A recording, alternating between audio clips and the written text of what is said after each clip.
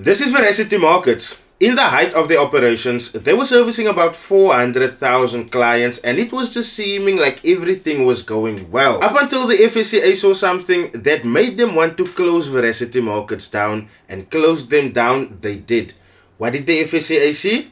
Let's get into it. Veracity Markets was founded by ex-JP Markets employees Dane Masani and Shelley Duplessis, and the business officially opened for clientele on 1 April 2020. Now, this date for launching a business is really funny, because in hindsight, on the launch date alone, we could have seen that this whole thing was going to turn out to be an April Fool's joke. But nevertheless, with no minimum deposits, people of South Africa was flocking to this broker. Until 1 July 2022, when the FSCA decided to shut down its operations. Veracity Markets had to cease all business, including adding new clients onto their database. They were ordered to stop trading, and all of the current open positions needed to be closed. Now, this was a shocking statement made to the industry, and the moment that happened, people started to wonder, if this is a regulated broker, why did it have to shut down? Veracity Markets and its directors, Ms. Duplessis and Mr. Masani, were representatives of Navesh Financial Services from 29 May 2020 to 30 April 2022. Why does this have any relevance to the case? With Veracity Markets now being a representative to Navesh Financial Services, they can now render financial services to the forex industry in compliance with the regulatory license that Navesh Financial Services holds. Navesh Financial Services has a Category 1 license, which authorizes them to render advisory and intermediary services in respect of derivative instruments. However, it is not authorized in terms of the Financial Markets Act of 2012 to provide, originate, or sell any OTC derivatives in South Africa. Therefore, Veracity Markets at best could only provide advisory and intermediary services in CFDs, but they decided to be a whole market maker out here.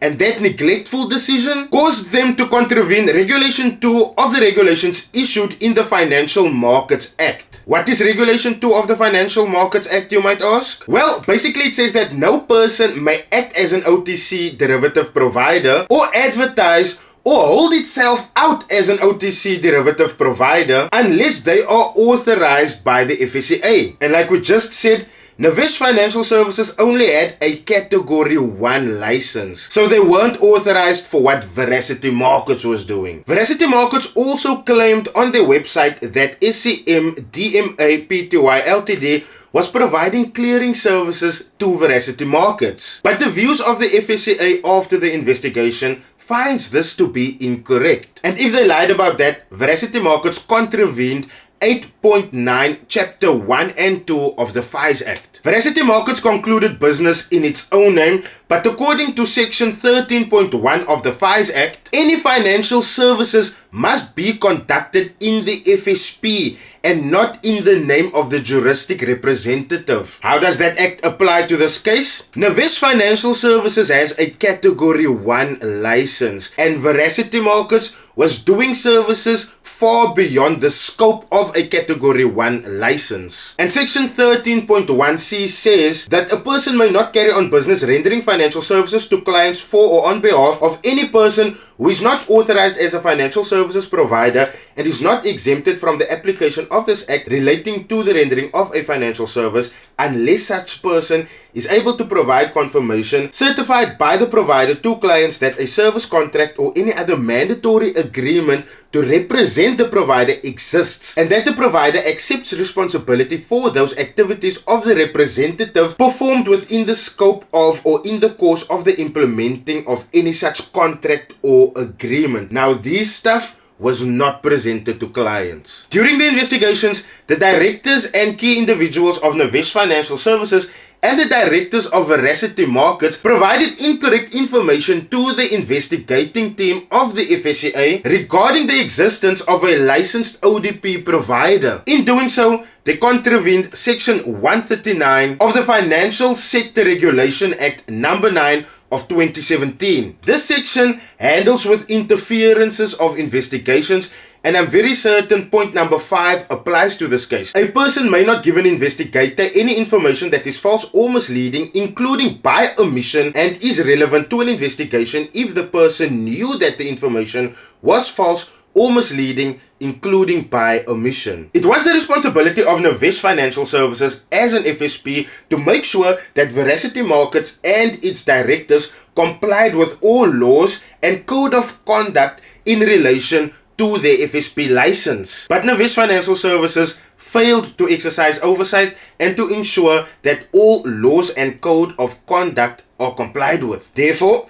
during their period of business, Navesh Financial Services contravened Section 13.2 A and B of the Fires Act and Section 11 of the General Code of Conduct. Now that we have a little bit of an understanding of what really happened to Veracity Markets, let's take a look at the penalties imposed on them by the FSCA. Firstly, the FSCA imposed an administrative penalty on Veracity Markets of 10 million rand, and it also imposed administrative penalties on both Shelley and Dane for 1 million rand each. With that, Veracity Markets signed an enforceable contract that states that for the next 4 years, their directors won't be part of the financial industry within South Africa. Veracity Markets is also urged to withdraw its application from the FSCA to obtain an FSP license because they are closed indefinitely. In imposing these sanctions, the FSCA took into account that all of the investigated parties complied with the FSCA directive without delay and fully cooperated during the investigation. Let me know in the comment section what you guys think about the FSCA directives, and also let me know if you guys think that the penalty imposed on Veracity Markets, Shelley and Dane, do you guys think that is fair for what has transpired here? I'm really keen to see what you guys have to say. I hope you guys learned something new today, and I sincerely hope you enjoyed the video. I will see you guys in my next one.